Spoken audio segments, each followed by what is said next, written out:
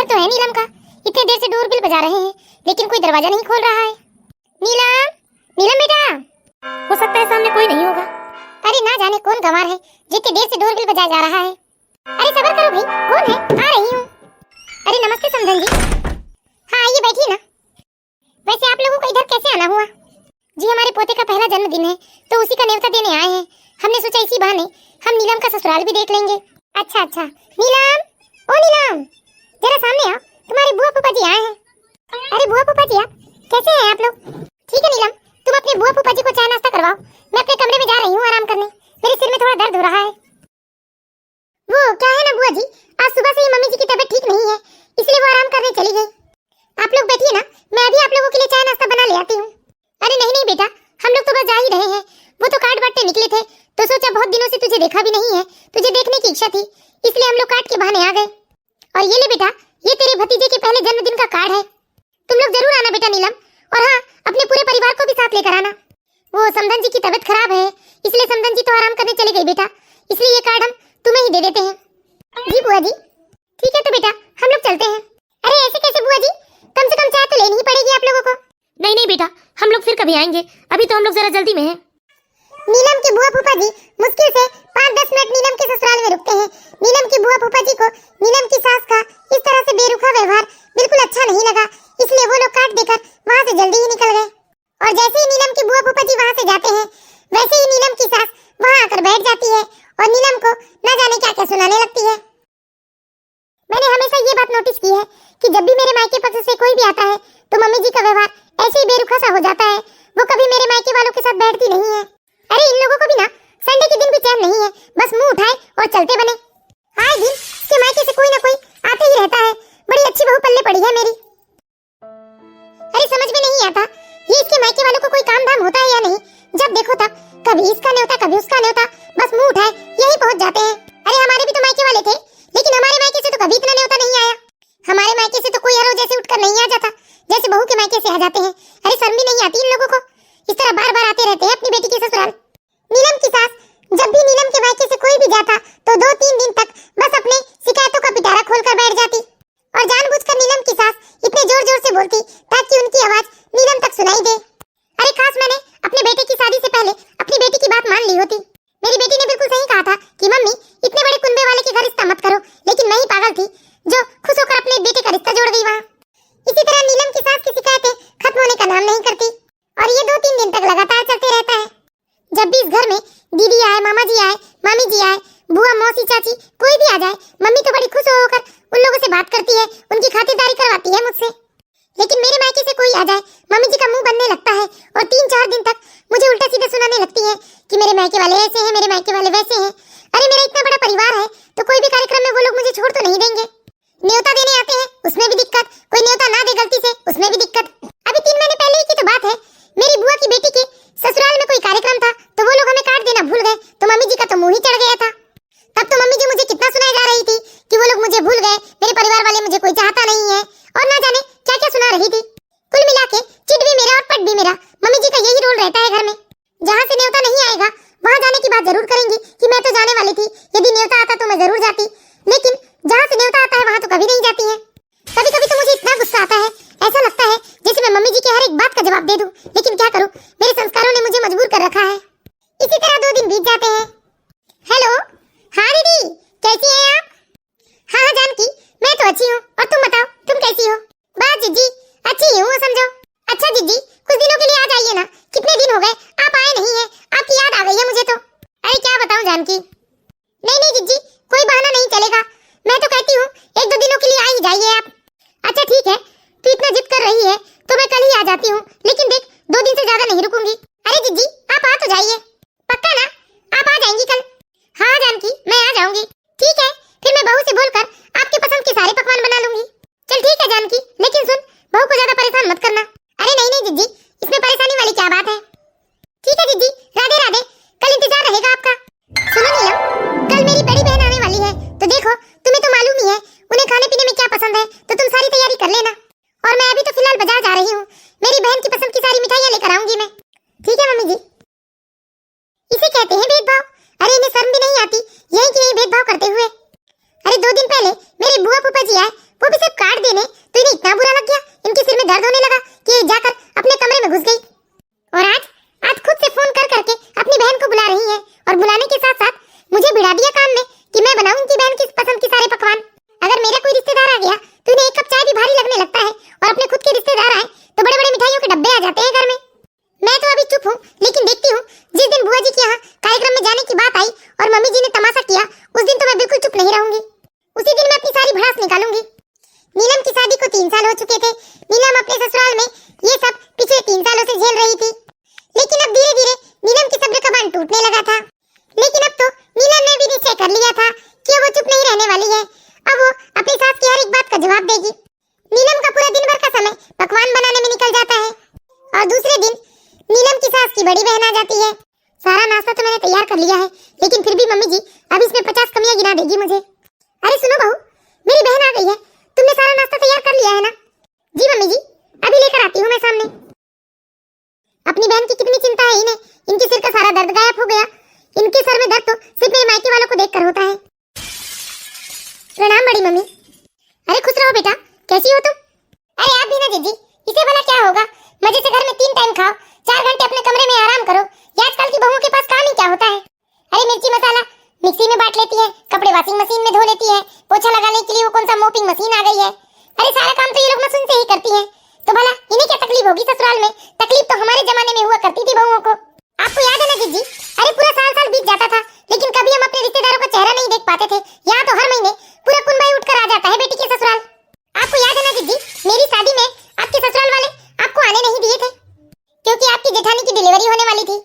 पहले तो शादी ब्याह जैसे बड़े बड़े कार्यक्रमों में भी घर की बहुएं अपने मायके वालों के यहाँ शामिल नहीं होती थी, लेकिन आजकल तो अरे कोई पैदा हो गया तो बुला लो, उसका जन्मदिन कर रहे हैं तो बुला लो, किसी की शादी की सालगिरह मना रहे हैं तो बुला लो। और ये आजकल की बहुएं भी कहाँ सास ससुर की बात मानती हैं, कहीं का न्योता निमंत्रण आया नहीं और एक पैर में जाने को तैयार खड़ी रहती हैं। अरे जानकी, ये सब छोड़ना, समय बदल गया है। चल देख बहू ने कितने प्यार से गुलाब जामुन और समोसे बनाए हैं, चल खाते हैं दोनों बहन। हाँ जीजी, कब से समोसे और गुलाब जामुन को ही तो तक रही हूँ मैं। ये समोसे का साइज देख रही हैं आप? अरे कोई आकार प्रकार ही नहीं है, बस अदरक की तरह आरे तिरछे बना दी है बहू ने। नीलम की सास लगातार नीलम की बुराई करते रहती है, लेकिन नीलम भी चुपचाप खड़े होकर सब कुछ सुनते रहती है। नीलम की बड़ी सास 2 दिनों तक रुकती है, और इन 2 दिनों में नीलम की बड़ी सास को नीलम में कोई कमी नजर नहीं आई। 2 दिनों के बाद नीलम की बड़ी सास अपनी बहन जानकी को समझाकर वापस अपने गांव चली जाती है। फिर एक दिन नीलम के चाचा चाची आते हैं। नीलम की चाचा की बेटी की सगाई होने वाली थी, तो बस वो सगाई का निमंत्रण देने आए थे। हे भगवान, फिर कौन आ गया? अरे नीलम, जाकर देखो तो दरवाजे पर कौन है। जी मम्मी जी, अभी देखती हूँ। अरे चाचा चाची जी आप आइए ना। मम्मी जी, मेरे चाचा चाची जी आए हैं, इनके पास और कोई काम तो होता नहीं। जी नमस्ते समधन जी। हाँ नमस्ते समधन जी, आइए बैठिए। कहिए कैसे आना हुआ अचानक? वो क्या है ना समधन जी, मेरी बेटी का रिश्ता तय हो गया है, अगले हफ्ते मेरी बेटी की सगाई है, बस उसी का निमंत्रण देने आए हैं। अच्छा, बधाई हो आप लोगों को। नीलम, अपने चाचा चाची को चाय नाश्ता करवाओ, मेरे तो सिर में बहुत दर्द हो रहा है, मैं जा रही हूँ अपने कमरे में आराम करने। हमेशा की तरह नीलम ने मोर्चा संभाल लिया था, और वो बात संभालते हुए अपने चाचा चाची से कहती है, अरे आप लोग खड़े क्यों हैं चाचा चाची जी, बैठिए ना। वो क्या है ना, मम्मी जी का सुबह से ही सर में बहुत दर्द हो रहा है, इसलिए वो आराम करने चली गई। नहीं बेटा, हम लोग तो बस निमंत्रण देने आए थे। प्रणाम चाचा चाची जी। अरे खुश रहो बेटा, और बताओ कैसे हो बेटा प्रमोद? जी चाचा जी, बस आप लोगों का आशीर्वाद है।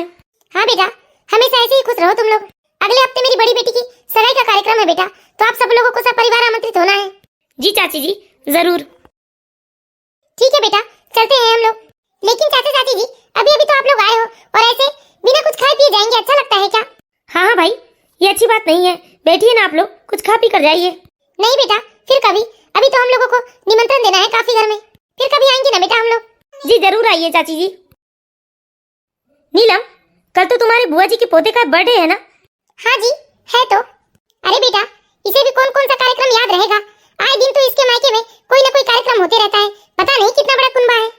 और तू ही बता प्रमोद, क्या सबसे रिश्ता निभाना जरूरी है क्या? ऐसे सबसे रिश्ता निभाने चलोगे तो ससुरालियों के चक्कर में ही तुम तो बर्बाद हो जाओगे। लेकिन मम्मी, नीलम की बुआ के यहाँ का ये पहला कार्यक्रम है, तो हम लोगों को तो जाना होगा। लेकिन कल तो मेरी एक इम्पोर्टेंट मीटिंग है, एक काम कीजिए ना, नीलम के साथ आप ही चले जाइएगा। अरे हम तो कहीं नहीं जाएंगे, पहले ही बता देती हूँ। क्यों मम्मी, क्यों नहीं जाएंगी आप? ऐसा क्यों कह रही हैं? और वैसे भी बुआ जी और फूफा जी ने घर में आकर न्योता दिया है, तो हम लोगों का तो जाना बनता है ना, और आपको तो जाना ही चाहिए मम्मी। अरे आलोक बेटा, तू तो घर में नहीं था, तुझे कैसे मालूम? इसके बुआ फूफा जी ने खुद आकर मुझे न्योता दिए हैं। हमको किसी ने न्योता वेता नहीं दिया है। इसके बुआ फूफा जी आए और अपनी लाडली भतीजी को न्योता देकर चले गए। ऐसे होता है क्या? मम्मी जी, आप ये क्या बोल रही हैं? आपने ही तो कहा था ना कि आपके सिर में बहुत तेज दर्द हो रहा है और आप अपने कमरे में चली गई। अरे कमरे में ही तो गई थी, कोई मर नहीं गई थी, घर में ही थी ना, कोई घर के बाहर तो गई नहीं थी। अरे इतना बड़ा कुनबा है तुम्हारा, लेकिन समझ तो नाम मात्र की नहीं है। ऐसे होता है भला? बेटी के ससुराल आओ और बेटी को न्योता देके चले जाओ। तुम्हारे मायके वालों को तो बस अपनी बेटी और दामाद से ही मतलब है। अरे बेटी की सास से थोड़ी ना मतलब है उनको। अरे इतनी भी तो समझदारी होनी चाहिए कि यदि बेटी के ससुराल में न्योता देने गए हैं तो न्योता बेटी को नहीं बल्कि बेटी के सास ससुर को दिया जाता है। इतना बड़ा कुनबा लेकर बैठे हैं, लेकिन समझ तो बिल्कुल भी नहीं है इन लोगों में। अरे हम क्या ऐसे रोड पर ही पड़े हैं जो उठकर कहीं भी चले जाएंगे? मम्मी जी, ये क्या उल्टी बात कर रही हैं आप? मैं क्या उल्टी बात कर रही हूँ? जो होता है इस घर में वही तो बोल रही हूँ। उस दिन तुम्हारे चाचा चाची भी आए तो उन्होंने घाट तुम्हारे हाथ में सौंपा। मम्मी जी, फालतू की बातें मत कीजिए आप। अरे आप ही तो मेरे जैसे रिश्तेदार आते हैं, उनको देखकर कभी सिर दर्द तो कभी कमर दर्द का बहाना बनाकर अपने कमरे में चली जाती हैं। 2 मिनट भी मेरे मायके वालों के साथ नहीं बैठती। और जब आप इतनी बीमारी बताकर जाती हैं अपने कमरे में, तो क्या हम आपको परेशान करें उठाकर? देखिए आप लोग बेकार में बहस मत कीजिए। आपको नहीं जाना है ना तो आप मत जाइए, मैं ही एक दिन की छुट्टी ले लेता हूँ और मैं नीलम के साथ ही चला जाता हूँ। हाँ हाँ बेटा, तू अपना काम धाम छोड़ देना और अपने ससुरालियों के चक्कर काटते रहे। बड़ा अच्छा है तेरा तो। लेकिन मम्मी, किसी को तो जाना पड़ेगा ना, वो लोग खुद घर में आकर न्योता दिए हैं। क्यों बेटा, तुझे इस बात से फर्क नहीं पड़ता कि तेरे ससुराल वाले मेरे घर आकर मेरा अपमान करके गए हैं? लेकिन मम्मी, इसमें अपमान वाली क्या बात है? नीलम कह रही है ना कि आप कमरे में चली गई थी। वाह, तू भी अब इसकी बोली बोल रहा है। हाय राम, मेरी तो किस्मत ही खराब है जो मुझे ऐसी बहू मिली है जिसका कुनबा भी ऐसा है जिसे जिला घोषित कर देना चाहिए। बस काम धाम छोड़ो, कभी इसके बुआ के यहाँ ये है, कभी इसके चाचा के यहाँ वो है, कभी इसके जीजा के यहाँ वो है। अरे इन लोगों के यहाँ कोई काम धंधा होता नहीं क्या? इतना बड़ा कुनबा है। मेरी ये मती मारी गई थी जो थोड़े से दहेज के चक्कर में आकर इतने बड़े कुनबे वाले के यहाँ से बहू ले आई। ऊपर से मेरा एक बेटा, वो काम धंधा संभाले, अपना घर द्वार देखे, या फिर इतने बड़े कुनबे वाले के यहाँ बस रिश्तेदारी निभाते रहे। अरे काम धंधा नहीं है क्या उसके पास? और रुपए पैसे भी तो लगते हैं ना, फुकट में कहीं आना जाना नहीं होता। अरे हम तो लुट गए, बर्बाद हो गए इनके कुनबे के चक्कर में। देख बेटा आलोक, तू अपने ससुरालियों के चक्कर मत लगा और अपनी जिंदगी बर्बाद मत कर। अरे रुपए पैसे जोड़ेगा तो तेरे ही भविष्य के लिए काम आएगा। इनका क्या है? इनका तो कुनबा इतना बड़ा है कि प्रोग्राम खत्म होने का नाम नहीं करता। अरे आज बुआ के यहाँ जाना है, कल फिर कहेगी कि अपने चाचा के यहाँ चलो, तो बताओ आने जाने में रुपए पैसे नहीं लगेंगे? समय बर्बाद नहीं होगा? तू कब तक अपने ऑफिस से छुट्टी लेता रहेगा? बस कीजिए मम्मी जी, ये क्या बार बार कुनबा कुनबा कुनबा लगा रखा है आपने? क्या शादी के समय में आपको मेरा इतना बड़ा कुनबा नजर नहीं आया था? तब तो आपको बड़ा प्यार आ रहा था, बड़ा नाच कर रही थी आप मेरे कुनबे से। क्यों, अब क्या हुआ आपको? अब क्यों हर रोज कुनबा कुनबा कुनबा का रट लगाए रहती हैं आप? अरे मेरी शादी के समय में जब मेरे इतने बड़े कुनबे ने भर भर के गिफ्ट दिए थे आप लोगों को, तब मेरा कुनबा आपको बड़ा अच्छा लग रहा था। तब तो आप अपने सारे रिश्तेदारों को बड़ा उछल उछल कर बता रही थी कि बहू का कुनबा इतना बड़ा है और इतने बड़े कुनबे की वजह से बहू को इतना दहेज मिला है। लेकिन अब क्या हो गया? लेते समय बड़ा अच्छा लगा आपको, और आज अब मेरे कुनबे से आप लोगों को रिश्तेदारी निभानी है तो आपको मेरे कुनबे से दिक्कत हो गई है। मतलब कुल मिलाकर लेना अच्छा लगता है आपको और देते समय रोना आ जाता है।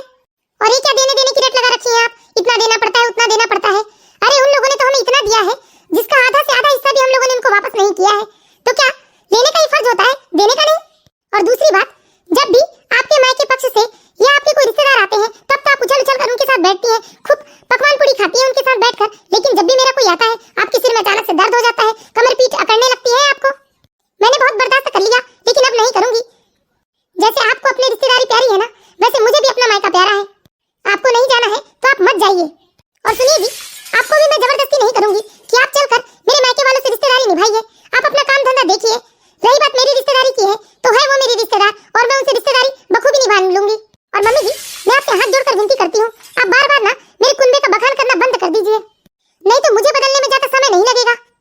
जैसे आप मेरे रिश्तेदारों को देखकर कमर पीठ का दर्द बताकर अपने कमरे में चली जाती है ना, मैं भी अगर वैसे ही करने लगूं तो सोचिए जो आप अपने रिश्तेदारों को अच्छे अच्छे पकवान बनाकर खिलवाती हैं मेरे हाथ से, वो सब कर लेंगी आप। देख ले बेटा देख ले, अरे इसकी इतनी हिम्मत, तेरे सामने ये तेरी माँ को कैसे कैसे जवाब दे रही है। अरे मुंह के मुंह पर दुनिया भर का सुना रही है और तू यहाँ चुपचाप खड़ा होकर सुन रहा है। मम्मी, मैं क्या बोलूं, ये तो होना ही था। आप बार बार इस तरह की बातें बोलेंगी मम्मी तो कोई सामने वाला कब तक सहन करेगा? अरे सहन करने की भी एक सीमा होती है हर किसी की। मम्मी, कभी भी किसी से शिकायत भी उतनी ही करो जितनी वो बर्दाश्त कर सके। एक काम करो नीलम, तुम जाकर पैकिंग कर लो, हम दोनों चलेंगे तुम्हारी बुआ के घर। धन्यवाद जी। ठीक है माँ, अब आप भी अपनी शिकायतों के पुलिंदे के साथ यहाँ के लिए बैठी रहें। अरे नहीं नहीं बेटा, तुम दोनों चले जाओगे तो मुझे घर में अच्छा नहीं लगेगा। अरे मैं बुढ़िया के लिए घर में क्या करूंगी? एक काम करो ना, मुझे भी ले चलो अपने साथ। मम्मी, काश ये बात आप पहले ही समझ लेती तो आज आपको इतने अपमान का सामना नहीं करना पड़ता। ना चाहते हुए भी हमने आपका इतना अपमान किया, माफ करना मुझे। मम्मी, हम अपने दूर दराज के रिश्तेदारों को खुश करने के चक्कर में अपने पास के लोगों को भूल जाते हैं, लेकिन हमें ये याद क्यों नहीं रहता कि जब भी हम पर कोई मुसीबत आन पड़ेगी या हम कोई तकलीफ में होंगे तो दूर के लोग तो बाद में आएंगे, पहले जो हमारे साथ रहता है वही हमारे काम आएगा।